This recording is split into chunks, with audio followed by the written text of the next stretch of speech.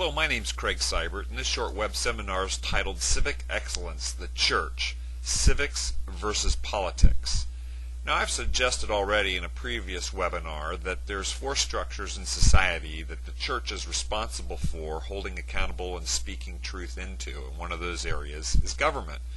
I'd like to further suggest in this webinar that the church has a tremendous opportunity to exercise cultural leadership, but the misunderstanding between politics and civics stands in the way of being effective. Let me give you a telling example of that by answering this question: do politics and religion mix? Which is a common question in society today, and listen to these answers. No way. Why do we mix politics and religion? I don't know. They have nothing to do with one another. They shouldn't mix. No.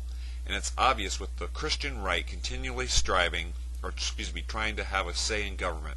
The U.S. was founded separating church from state, and this rule should be strictly maintained. The founders did not want it, and a massive majority of the population now doesn't want it either. Never. Jesus said to be no part of the world, and he withdrew into the mountains instead of letting people make him a king or ruler. They are two separate things and should stay separate completely. Absolutely not. From a Christian perspective, Christ said he was no part of this world, and his followers were to be no part of it either. Absolutely no.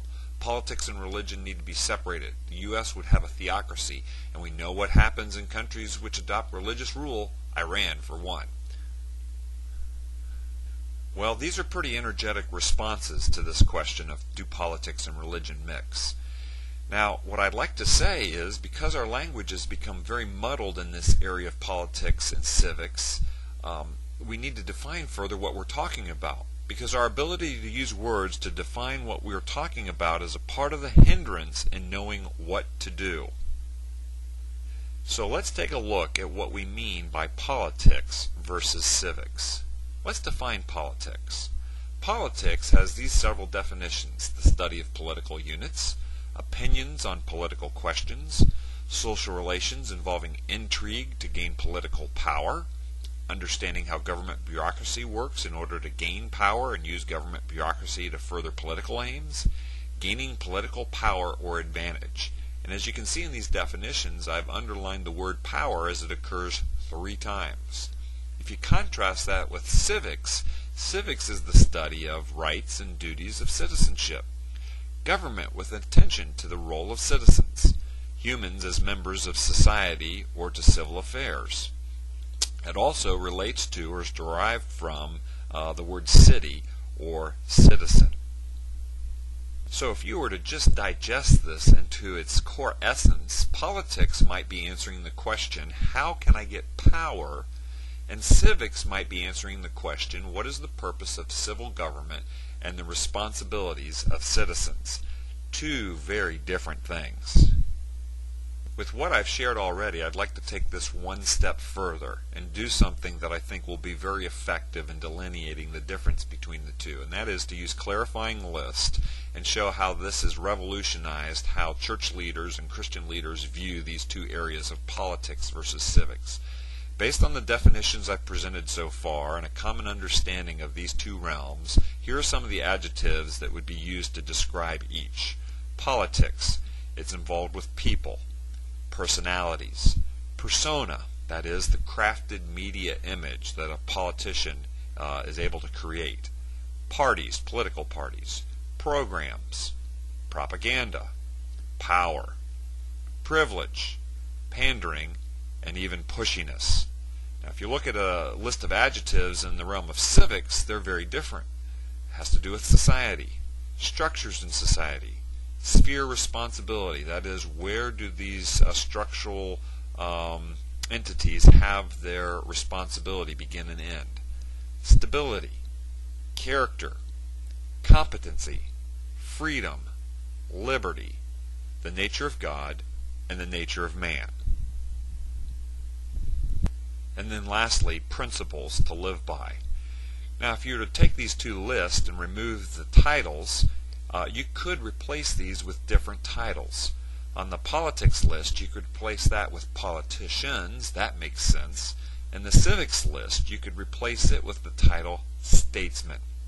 And this is how you delineate between the two, between politics and civics, between politicians and statesmen. The church can be about developing statesmen.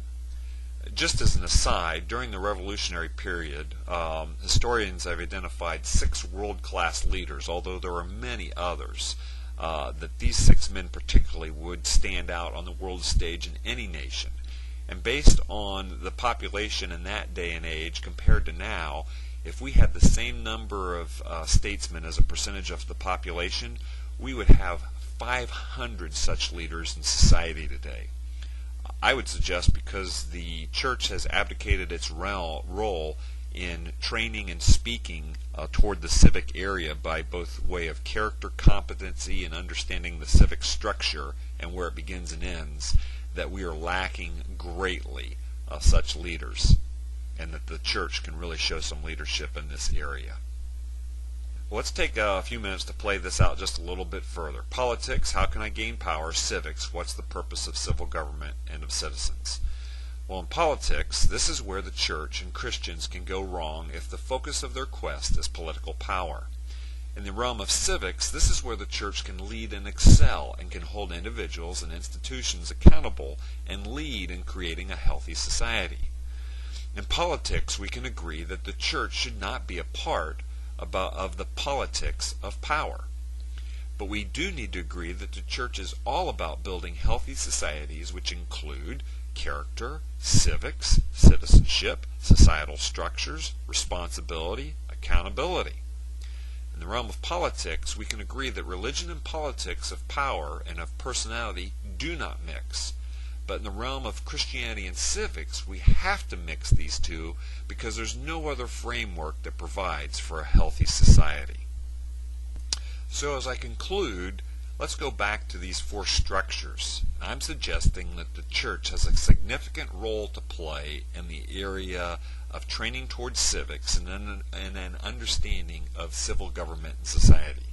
But this is not to say that it abandons the family and the individual and even understanding its own role in society. The church plays a role of helping all 4 of these structures realize their roles, their responsibilities, and where they begin and end, and to hold all 4 structures accountable to those roles that they're supposed to play in society. My name is Craig Seibert. I hope this training on civic excellence, the church, civics, and politics has been eye-opening for you, and that it will begin to give you a vision for some next steps that you can take as a Christian pastor, a Christian leader, or a citizen in our society. Thank you.